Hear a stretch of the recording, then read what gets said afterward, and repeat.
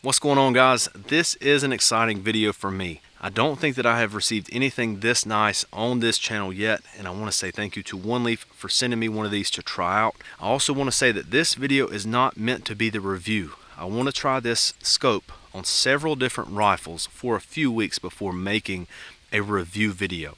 I've got limited experience, really just a few hours yesterday shooting this thing, so take that into account for this video. I just want to say that up front. I'm also not going to be covering any of the thermal or infrared stuff in this video because this thing has so many features that it's going to be hard for me to cover that. And I want to just do an initial first impressions of this scope and show you guys some of the footage because it is really nice footage. This is going to be a lot of fun on this channel. What I'm talking about is the Oneleaf NV400. I have the 2-26. They have a higher magnification version. The reason I picked the 2-26 is I have picky eyes and I know the distances that I shoot, and I don't need anything more than 26. I'm not going to do an unboxing. I was actually trying to, and we had a little bit of a family emergency and I couldn't get everything back in there the way they had it packaged. But just know, in the box you're getting everything that you need to get started. You're getting batteries, scope rings, which are awesome by the way. You're getting eyepieces, you're getting sunshades, you're getting the light, you're getting the rangefinder, you're getting the cables, you're even getting a micro SD card. So everything that you need is going to be in the package. You're even getting the Allen keys, the tools that you need to mount this scope. I couldn't get everything back in there the way they had it packaged, so we're going to skip that. Just know it's all in there. So before we get into the operation, I just want to talk about the size because I think that it is impressive how small this scope is for the features. This is a Discovery Optics 6-24. Yeah, I do have the sunshade. I like the sunshade, but it's about the same size as this scope, and this is really like putting a high quality Sony camcorder on top of your gun. The sensor in this thing, and I'm a camera nerd, the sensor in this is awesome. I think it's the Sony Starvis, which is their sensor that's designed for low light performance. Really good looking footage. Okay, quick rundown of the features. I want to start with the rangefinder. It goes from 5 to 1100 yards. The max recoil that this thing's rated for is a 308, so I think that that's nice that they've put the testing in. So don't be mounting this to your 50 cal. It's aluminum construction. Everything's weather sealed. This thing is a weather sealed scope. You've got up to 10 hours battery life, which is awesome. You've got 7 different reticles, and let's talk about the shooting modes, the resolutions, because that's kind of what I was the most interested in. But you've got 1080-30, which is what I'm going to use most of the time. That's going to give you nice high definition footage without crazy file sizes. And then you've got 4K 30, 60 and 120, so you can get 3 times slow motion at 4K with this scope, which is nuts. You can also control this scope just like a camera, so you can set this thing up and get your image looking exactly how you like it, although it does work near perfectly in auto. So quick back to front, you've got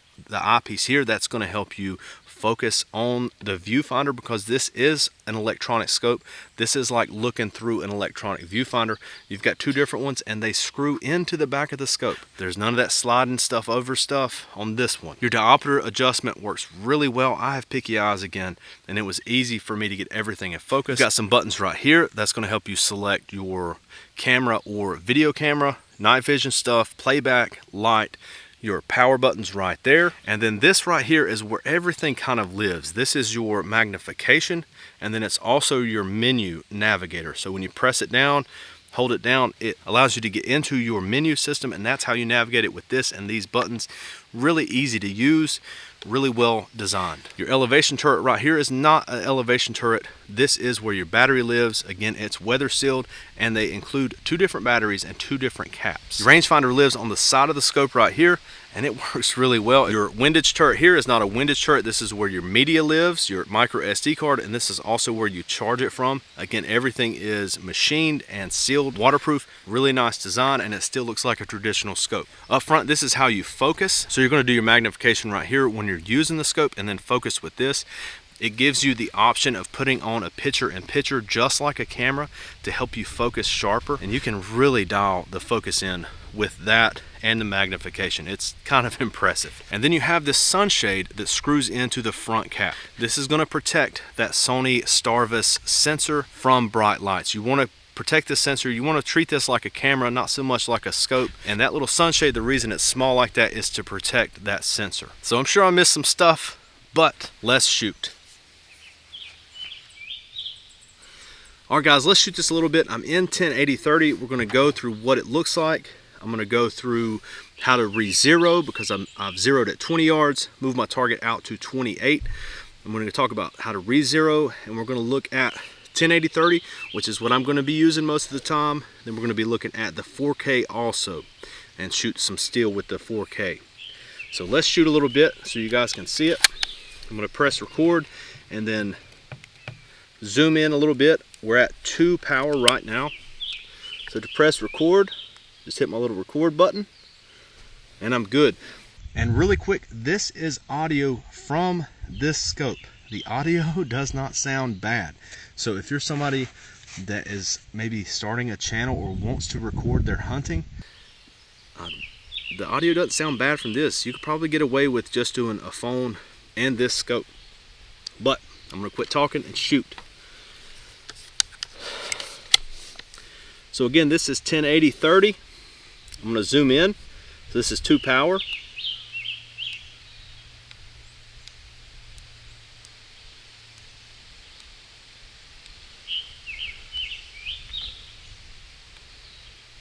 So getting on up there in the magnification, and then I'm just gonna focus up front. Sorry if I'm making you guys motion sick. I'm using that picture in picture to get my focus correct. Okay. Safety off. Let's see how my zero did. And the wind's blowing and my zero's off. Let's shoot one more time and then I'll talk about how to zero this scope.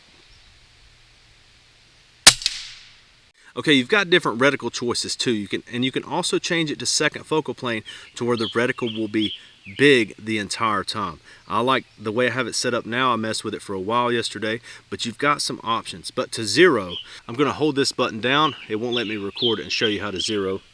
But I'm in the menu setting now. I'm gonna go down to the press shot zero. And then now you have 2 different crosshairs. You have your old zero and your new zero. So my old zero is going to stay on my point of aim. My new zero is going to be point of impact. And then it gives you a little prompt when you're done zeroing. Hold this down. And we're saved. So let's see if that worked. Nice. That's 28 yards in the wind. Pretty easy to zero.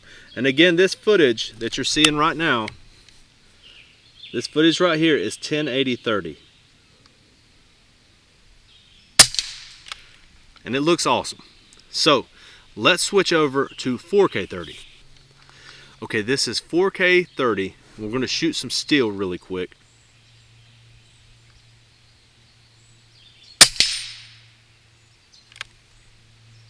Nice, that looked pretty cool. So let's go to 4K 60. That's going to give us 2 times slow motion if I slow it down in my editor. Okay, so this is going to be 4K 60, and I'm going to try to stay on the target so you guys can see the slow motion during the shot and when the pellet hits the target.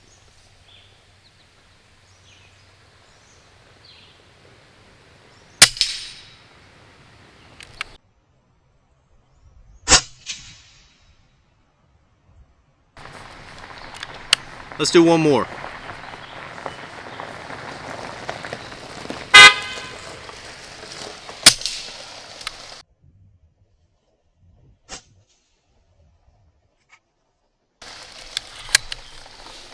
She got us there. One more at 4K 60 and then we'll go up to 120 and see if we can see that pellet in the air.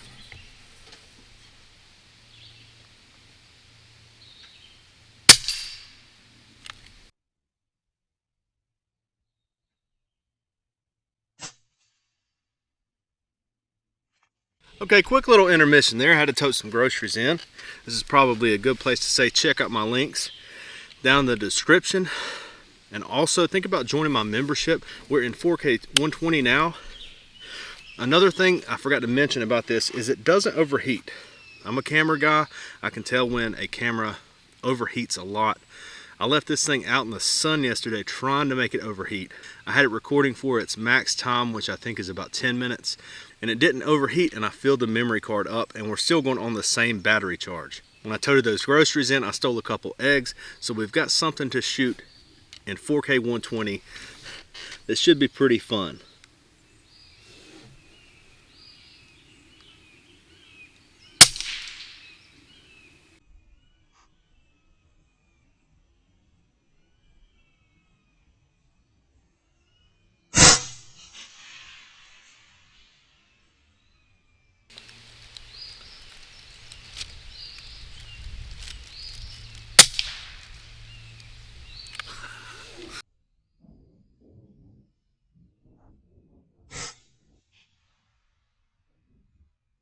So really fun scope. This is a big step up for me. Again, I want to say thank you to Oneleaf for sending this scope over. I hope you guys enjoyed this video, and look for the full review in a few weeks. I'll see you guys later.